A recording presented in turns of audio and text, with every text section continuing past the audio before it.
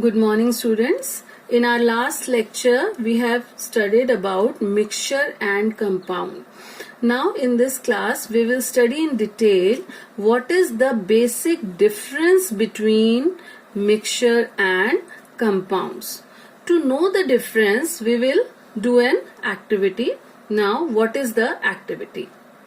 We will divide the class into two groups, and into both the groups we will give 5 gram of iron fillings and 3 gram of sulfur powder. Sulfur powder is basically, it is yellow in color, yellow powder. This will give to both the groups, and we'll also give a china dish to both the groups. Now, there are two groups, group 1 and group 2. So what group 1 will do, it will mix both the components, that is iron fillings and sulfur powder, and crush iron fillings. So what will happen? Iron plus sulfur. So when we are mixing two things just together, it will be formed a mixture.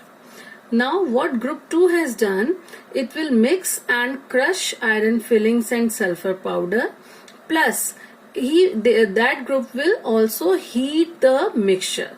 So when they will heat the mixture, what will happen? The mixture will become red hot. So it means some reaction has taken place when we are heating the mixture, and we will find a black color compound. So it means a new thing has formed. So a chemical change has taken place. So what is that chemical change? Iron is when mixed with sulfur powder and heated till the mixture becomes red hot, a black color substance is formed, which is FeS, that is iron sulfide. So it is a new substance formed. So, and it has the fixed ratio, it has formed chemically, so it is a compound. So iron sulfide is a compound. So first group has mixture and second group has compound iron sulfide. Now to differentiate between mixture and compound, we will study their properties. So what is the first property? We will check for magnetism. We'll check for magnetism. What will we do? We'll bring a magnet near the mixture and compound. So what will happen? When we'll take the magnet near the mixture, then what will happen? Iron fillings will attract. Iron fillings will attract the magnet. So it means it shows the properties of iron. The mixture is showing the property of iron. But when we will take the magnet near the compound, nothing will happen. So none of the thing, this new compound formed FeS, it will not attract the magnet. So what does it show? That compound is not showing the property of iron.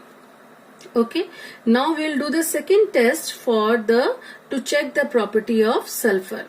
For it, what we will do, we'll add carbon disulfide. Carbon disulfide, it is a compound CS2 to part of a material obtained. To the material, to the mixture, part of the mixture, we'll add carbon disulfide solution. Then what will we find out? We will find a yellow color solution.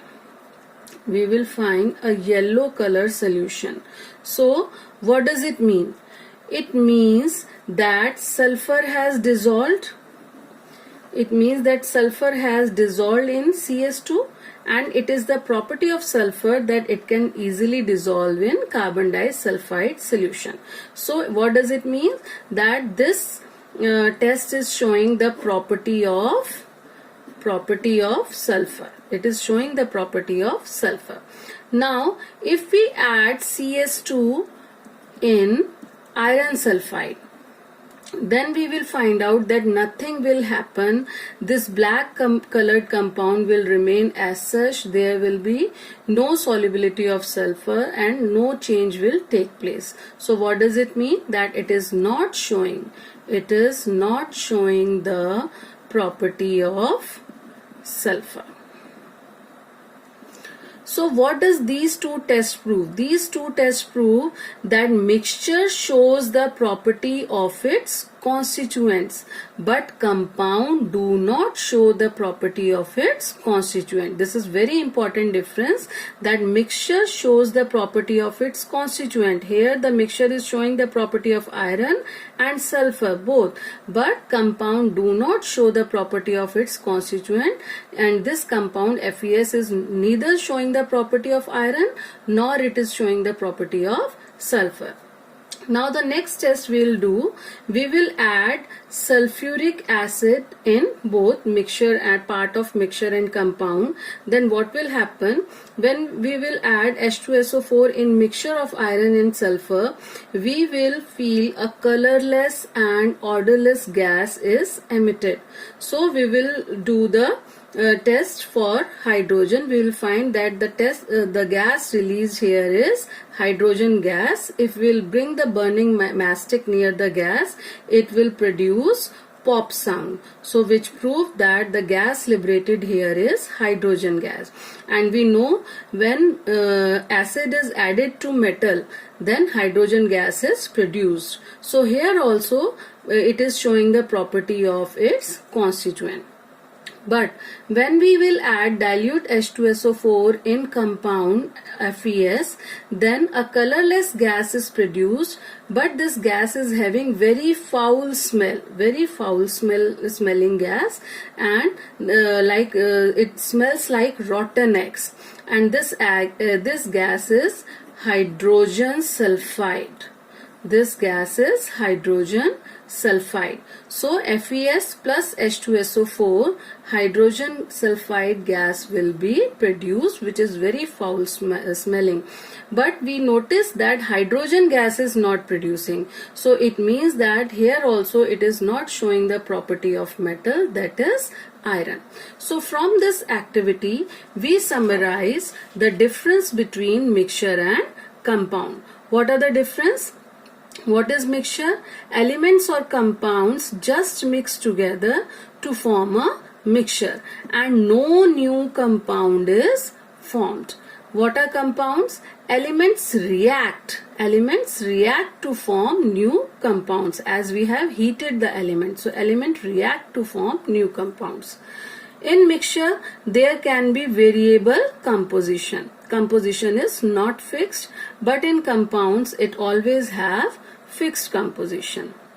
Third point of difference is what we have studied in our activity, that mixture shows the property of its constituents, but the new substance, that is compound, has totally different properties from its constituents. It do not show any property of its constituent. The last difference is constituents can be easily separated by physical methods. In mixture we can separate the constituents by using simple physical methods. But in compounds, constituents can be separated not by physical methods but only by chemical or electrochemical reactions. Electrochemical, in which electricity is used. So constituents can be separated only by chemical or electrochemical reactions, not by physical methods. So this is the difference between mixture and compounds. Thank you.